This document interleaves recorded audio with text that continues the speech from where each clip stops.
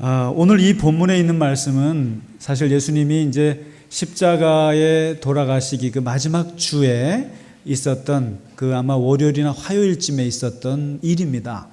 예수님이 이제 예루살렘 입성을 멋있게 하시고는 그리고는 이제 바로 하셨던 게 그 성전에 들어가셔가지고 속된 말로 이게 둘러엎으셨던 일이 있었죠. 그러니까 거룩한 분노를 아주 그 표출하셨던 일을 하시고는 다시 이렇게 이제 예루살렘 바깥으로 나와서 숙소를 마련해서 이제 주무시러 오시는데 그때 마침 배가 고프셨나 봐요.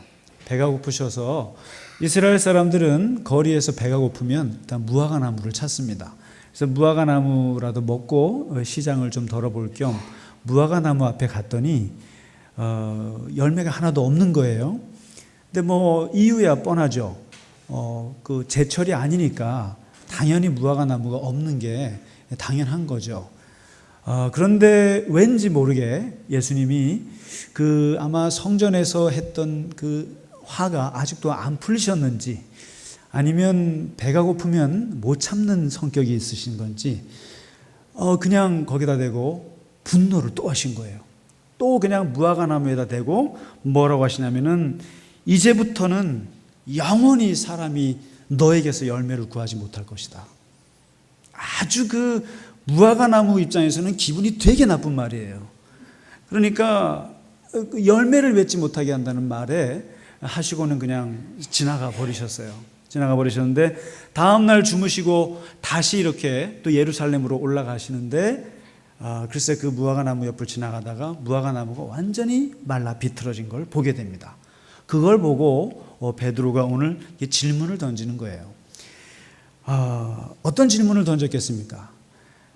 왜 예수님은 죄 없는 무화과 나무에 저주를 하셨습니까? 그랬을만 하잖아요. 사실 그렇게 질문을 던진 철학자가 한 명 있었어요. 그 영국의 버트란트 러셀이라는 철학자가 1927년에 그 질문을 똑같이 던졌어요. 왜냐하면 내가 왜 기독교인이 안 되는가? 나는 왜 기독교인이 아닌가라는 짧은 책을 썼는데 거기에 내가 기독교를 싫어하는 이유를 아주 논리적으로 잘 썼어요.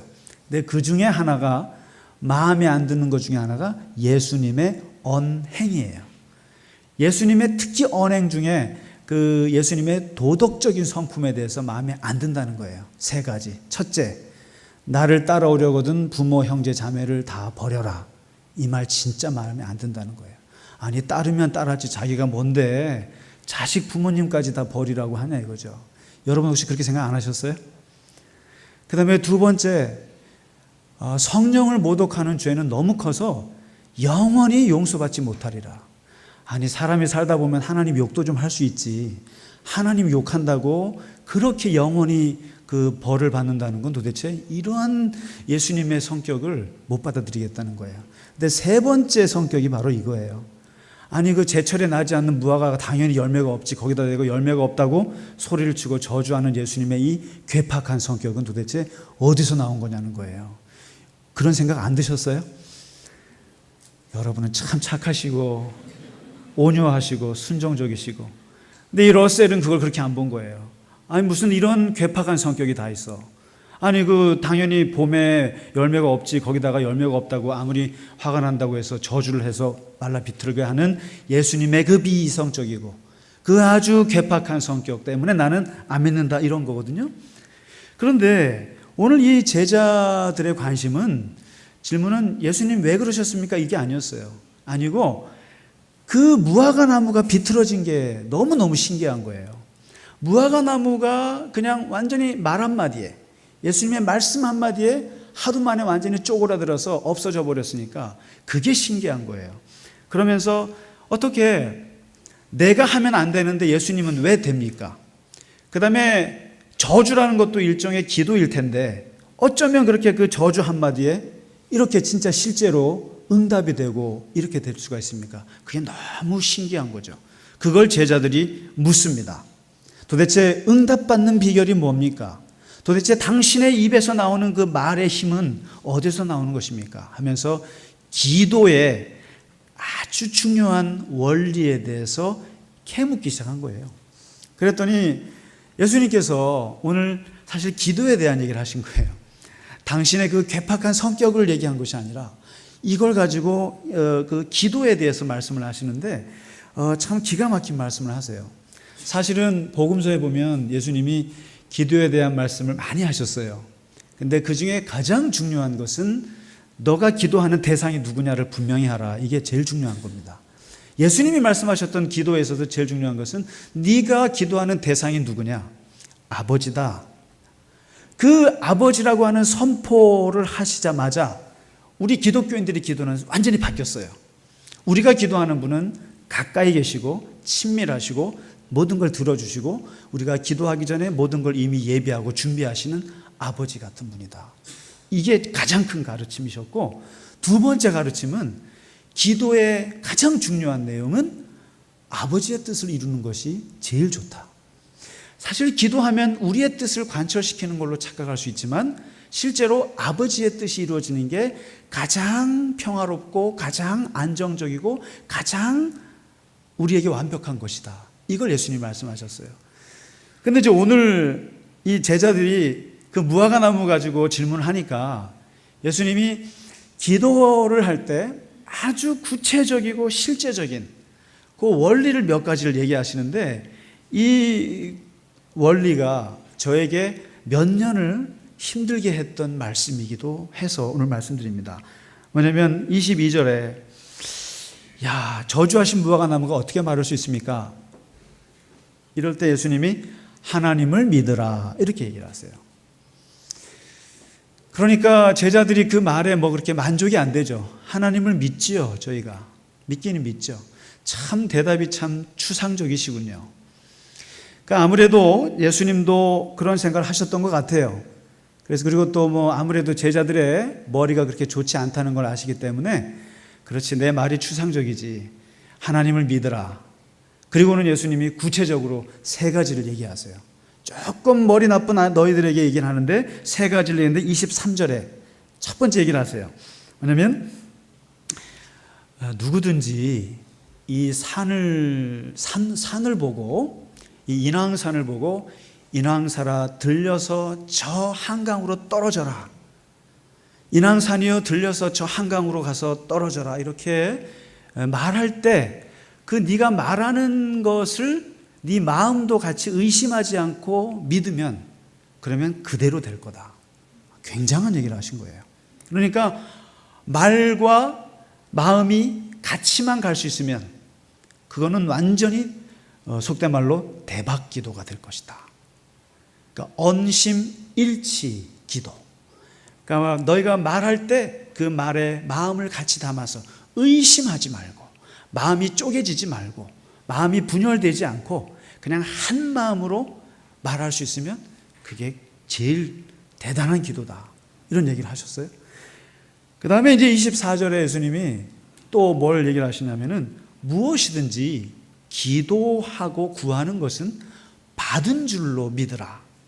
그러니까 마치 말이죠, 예약한 티켓을 그냥 가서 주세요 하고 달라고, 당당하게 달라고 하듯이 마치 기도할 때 미리 이미 응답은 따놓은 당상이라고 생각을 해라.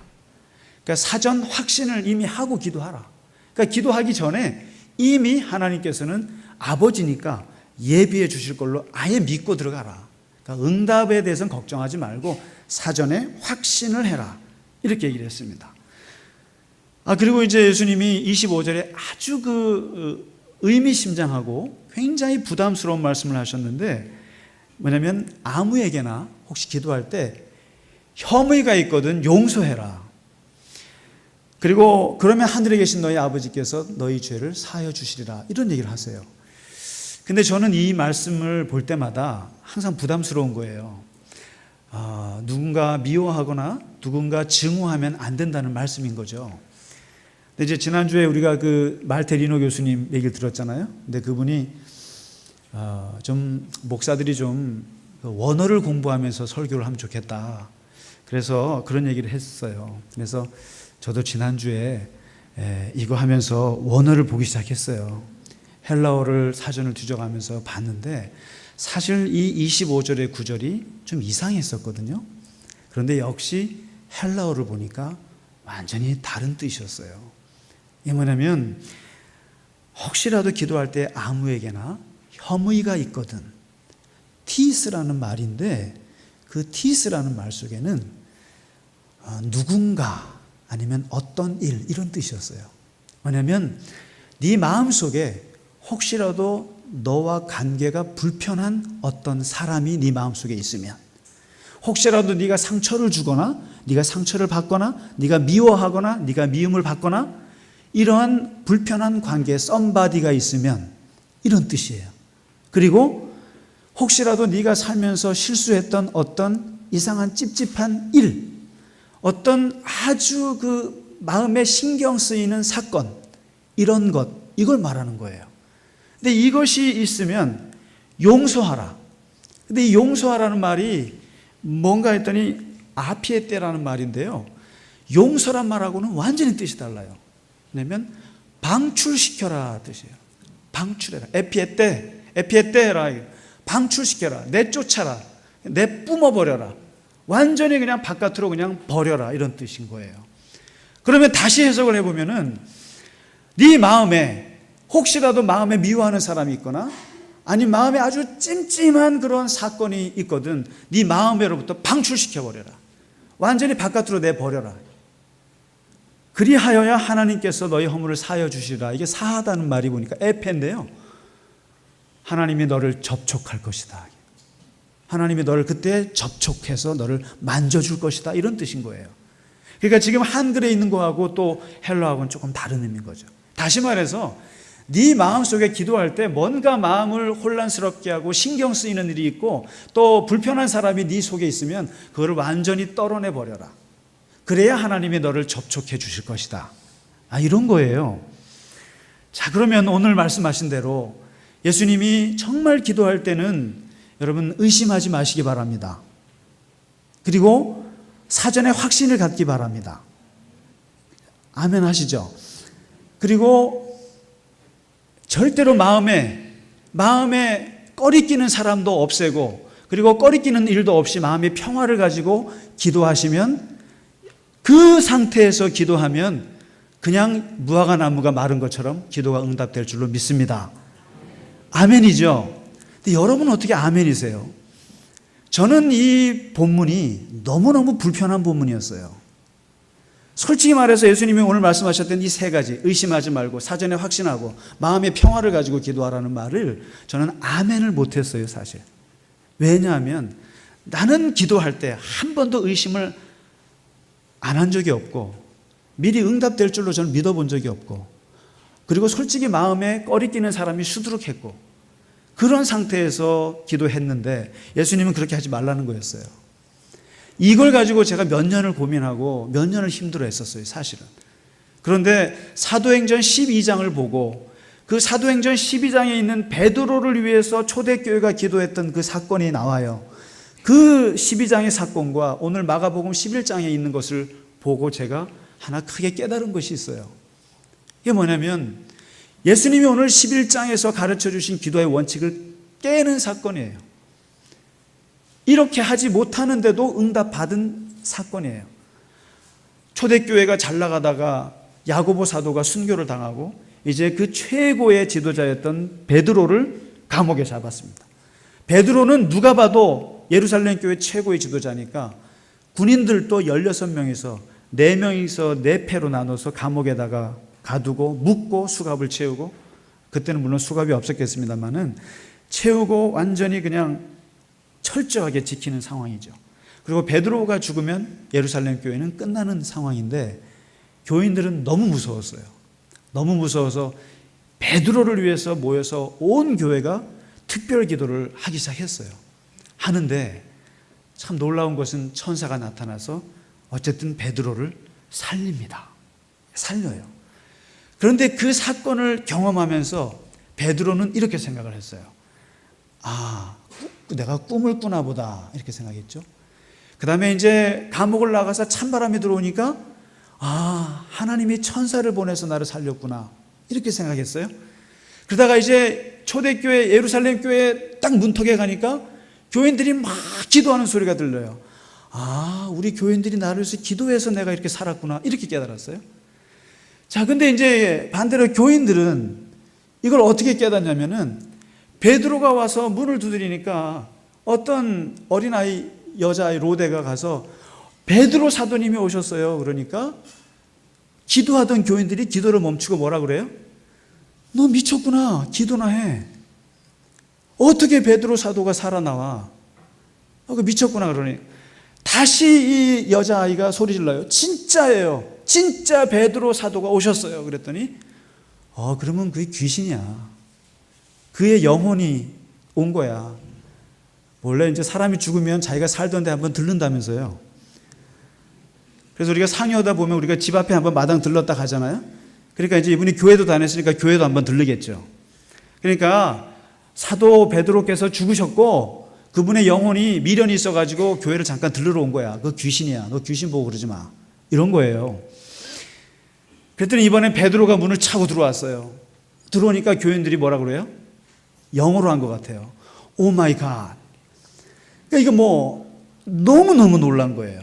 너무너무 베드로의 등장에 너무너무 놀란 거예요.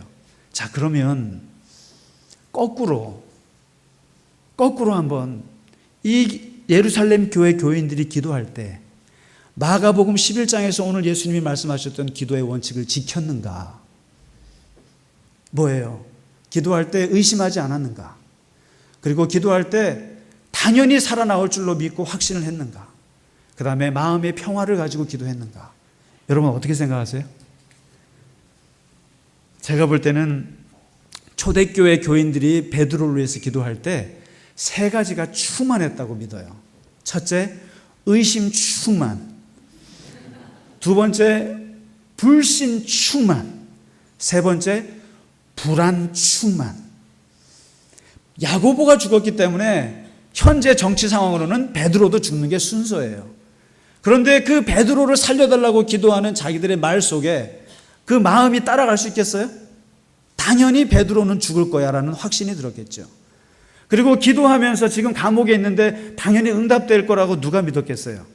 당연히 불신이 있겠죠. 그 다음에 베드로가 죽으면 우리 교회는 끝나는데 마음이 편할 사람이 거기에 누가 있어요? 그냥 불안 충만한 거예요. 의심 충만하고 불신이 충만하고 그리고 불안이 충만한 상태에서 기도했는데도 왜 응답이 됐냐는 거예요. 왜 하나님은 그들의 기도를 받았냐는 거예요. 그럼 예수님의 오늘 누가 마가복음 11장의 말씀이 틀려요? 아니면 사도행전 12장이 틀리냐는 거예요. 이게 여기서 저는 우리가 분명히 하나 기도에 대해서 하나 깊이 깨닫게 되는 것이 있습니다. 기도는 절대로 믿음 가지고 하는 게 아니라는 거죠. 믿음이 있고 믿음이 많고 적고의 문제가 아니에요. 기도는 믿음의 능력이 얼마나 많고 적고의 문제가 아니라 기도는 하고 안 하고의 문제인 거예요. 기도는 하고 안 하고의 문제지 많고 적음이 아닌 거죠. 양념 반 프라이드 반이에요. 기도할 때요. 솔직히요.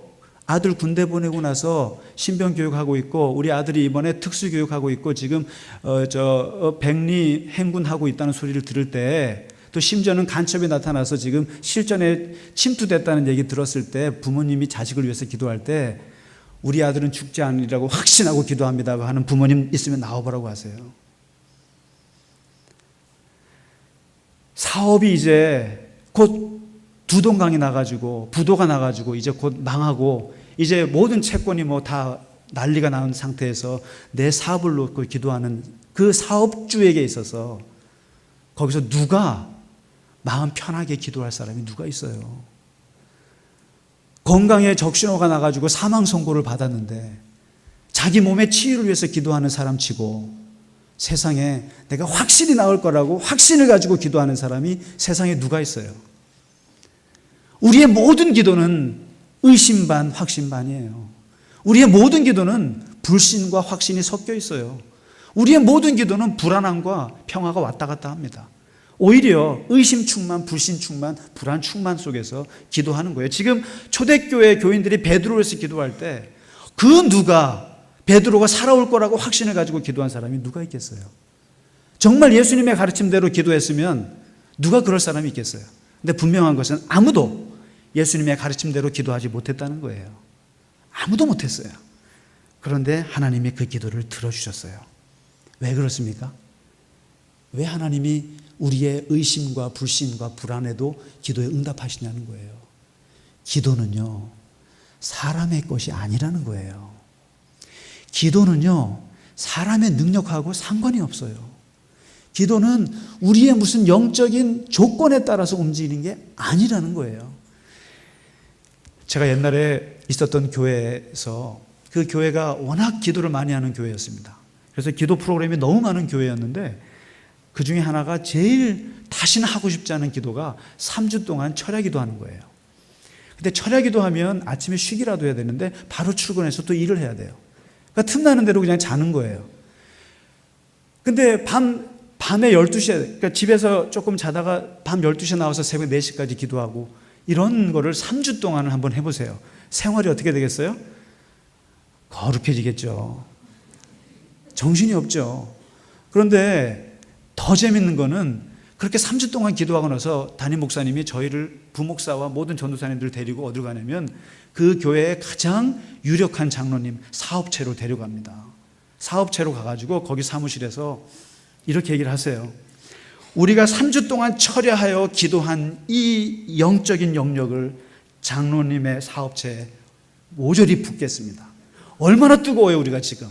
3주 동안 기도했으니까 얼마나 성령이 충만해요. 그 성령 충만한 것을 이제 이 사업체를 위해서 기도하겠습니다 하고 부으면서 한 30분, 1시간을 거기서 막 기도를 하는 거예요. 그 사업체가 잘 됐을까요? 대답하지는 않겠습니다. 그리고 또 한 가지, 이름만 대도 알 수 있는 목사님이세요. TV에 나오는 분이세요. 근데 그분이 그 부흥회를 하는 걸 보고 제가 깜짝 놀란 게 있는데, 기도하는 목사 100사람이 100명의 목사를 데리고 평양에 가서 김정은의 머리를 놓고 안수기도 하면 그 김정은이가 핵 개발을 포기할 것이라는 거예요. 믿습니까? 그럴 수도 있어요, 물론. 그럴 수도 있는데 이분의 말씀 속에는, 그리고 제가 3주 동안 철야기도하고 나서 그 사업체 가서 기도했을 때 우리의 마음속에 뭐가 있냐면 기도 특별주의가 있어요. 기도는 아무나 하는 것이 아니라는 생각이 있는 거예요. 목사님들이 가서 기도하면. 그리고 기도는 마치 우리가 내공을 쌓아가지고 성령 충만한 상태에서 기도하면 응답이 더 잘 될 거라고 하는 기도의 인본주의가 그 속에 숨어 있는 거예요. 그리고 능력 있는 목사님께 기도받으면 더 잘 될 거라는 생각이 있는 거예요. 그래서 부목사 때요, 송구영신 예배 때 안수기도 받을 때 다 담임 목사님한테 가요. 우리한테는 아무도 안 와요. 큰 목사님께는 많이 가는데 우리한테는 아무도 안 와요. 근데 우리 교회는 그래도 골고루 와요. 보면은. 근데 이게 뭘 말해주는 거죠? 기도를 사람들이 자꾸만 무슨 내가 능력을 갖추어야 된다고 생각하고, 내가 무슨 조건을 갖추어야 된다고 생각하고, 내가 마치 기도의 준비가 되어야 된다고 생각을 한다는 거예요. 물론 좋은 얘기예요. 근데 저는 이게 아니라는 것을 제 체험에서 깨달았어요. 너무너무 영적으로 눌려있고 너무너무 제가 기분이 안 좋고, 그리고 내가 너무너무 조건이 안 좋은데 교인이 불러서 병원으로 오라고 해요. 와서 기도해달라고 그래요. 근데 제가 봐도 내 마음이 너무너무 무거운 상태예요. 그런데 그러면 어떻게 합니까? 권사님, 제가 지금 마음이 준비가 안 돼서 못 가겠습니다. 다음에 제가 준비해서 기도 많이 해서 가겠습니까? 그렇게 합니까? 그 사이에 돌아가시는데요. 그냥 그 상태로 가서 그냥 기도하는 거예요. 근데 놀라운 것은 뭔지 아세요? 3주 동안 철야기도해서 한 거나 그냥 내 마음에 눌리는 상태에서 가서 기도한 거나 역사는 마찬가지고, 오히려 제가 더 연약할 때 기도했을 때가 오히려 하나님이 더 많은 걸 들어주신 걸 제가 경험했으니까 이런 말 하는 거 아니겠어요? 뭐예요? 믿음이 많고 적음의 문제가 아니라는 거예요. 그래서 오늘 이 사도행전 12장을 보시면 거기에 그 초대교회 교인들이 의심 충만하죠, 불신 충만하죠, 불안 충만한데 하나님이 그걸 보셨겠어요? 하나님이 보신 건 딱 한 가지밖에 없는 거예요. 왜냐하면 그냥 베드로를 위해서 간절히 기도하더라 이거죠. 간절히 기도하는 거 그거밖에 없었어요. 결국 성경에서 말해주고 있는 기도에서 가장 중요한 것은 골방에 들어가라, 그리고 의심하지 마라, 뭐 하라 뭐라 이런 말씀들보다도 가장 중요한 것은 얼마나 절실한 마음으로 간절하게 기도하느냐, 그거밖에 하나님이 볼 게 없다라는 거예요. 그래서 예수님의 동생 야고보가 야고보서에서 기도에 대해서 했던 유명한 말이 있잖아요. 엘리야 하면, 기도하면 엘리야 하면 기도예요. 그 사람은 하늘에서 불을 떨어뜨렸던 기도의 능력자란 말이죠. 그런데 야고보가 뭐라고 하는지 아세요? 엘리야 아무것도 아닌 사람이야, 그 사람. 엘리야 우리랑 성정이 똑같아. 성격도 똑같고 하는 짓도 똑같고, 그 사람 우리보다 나을 거 하나도 없는 사람이에요. 다만 한 가지 다른 게 있다면 그 사람은 무릎 꿇고 간절하게 기도하는 거, 그거 하나 다른 거야, 이렇게 얘기했습니다. 여러분, 목사라고 기도 잘하는 거 아니고요. 그래서 분명히 예수님께서 뭐라고 말씀하시냐면은 돌들 가지고도 하나님이 찬양받을 수 있다고 얘기하셨어요. 돌 가지고도 찬양을 받을 정도면 돌들 가지고도 기도하게 하시고 돌의 기도를 듣고도 하나님은 응답하실 수 있다는 뜻이에요.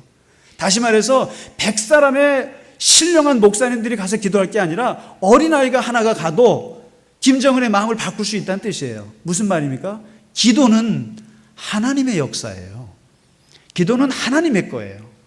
우리가 마치 기도를 준비해서, 우리가 마치 자격을 갖추어서, 우리가 마치 내공을 쌓아서 하나님께 드려야만 하나님이 잘 받으실 거라는 것은 굉장히 교만한 생각이에요.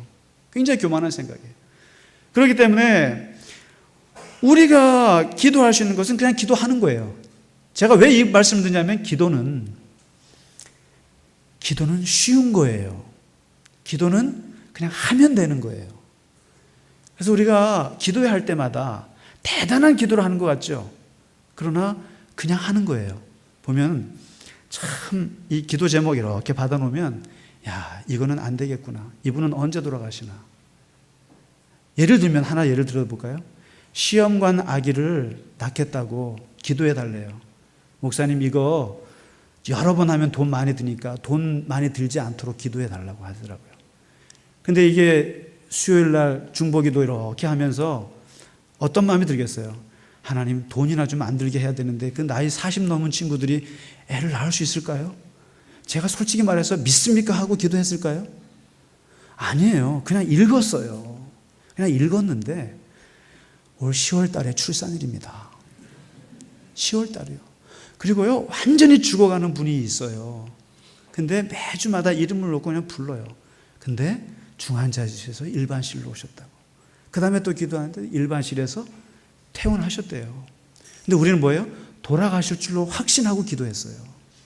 그러니까 기도는 종교개혁의 가장 중요한 게 뭐냐면 누구만 할 수 있다라는 것을 누구나 할 수 있다고 바꾼 거예요.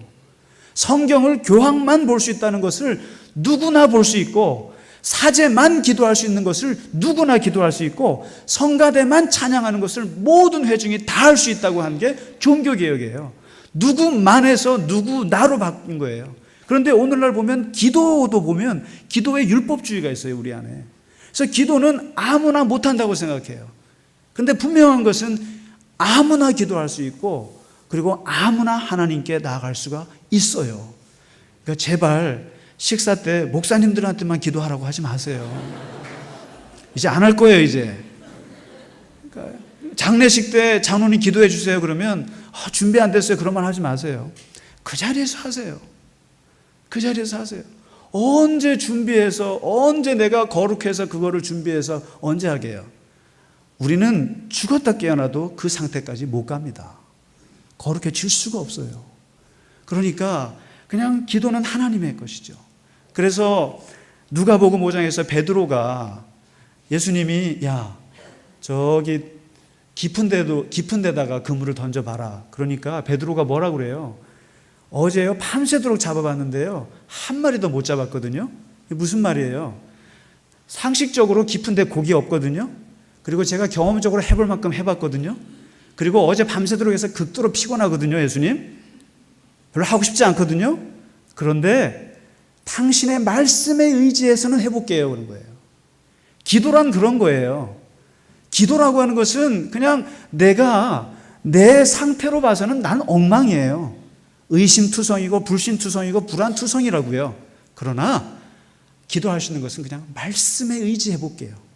하나님의 거니까 말씀에 의지해서 기도하겠습니다. 이따가 오실 조명한 박사님이 그러시더라고요. 당신이 그 간증을 누가 하라고 그래서 내가 어떻게 간증하냐고. 솔직히 제가 살아온 게 교수인데 교수분이 뭐 그렇게 파란만장하지도 않고 뭐 간증할 것도 없는데 자기의 간증하라고 그래서 한 달을 고민하면서 기도했대요. 하나님, 내가 어떻게 간증합니까? 그랬더니 하나님께서 마음속에 그런 말씀을 주시더래요. 너 되게 건방지다. 너는 왜 너 얘기를 한다고 생각하니? 내 얘기하는 건데 왜? 네 얘기하는 건 네가 부끄러울지 몰라도 하나님 얘기하는 건 안 부끄럽잖아. 너가 45년 동안 내가 너를 어떻게 인도했는지 내 얘기를 하라니까. 그 말을 듣고 간증을 하기 시작했대요. 그래서 오늘 와서 그 얘기 하실 거예요. 네, 기도는 하나님이 하시는 겁니다. 그래서 사도 바울이 그랬잖아요. 원래 인간은 마땅히 기도할 바를 알지 못하는 존재이기 때문에 성령께서 말할 수 없는 탄식으로 우리 위해서 도와주시니까 하는 거거든요. 그래서 기도를 율법적으로 생각하지 마시고 그냥 하나님께서 기도하라고 하셨으면 기도하고 마음 그 상태 그대로 하나님께 내어놓으시기 바랍니다. 의심하고 싶으면 의심도 하시고 확신이 안 서시면 확신이 안 서시는 그대로, 마음에 불편한 사람이 있고 마음에 찜찜한 사건이 있으면 있는 그대로 하나님 앞에 아뢰시고 기도의 자리에서 하나님과 함께 하시기 바랍니다. 하나님이 우리의 기도를 받아주실 줄 믿습니다. 우리 같이 찬양하겠습니다.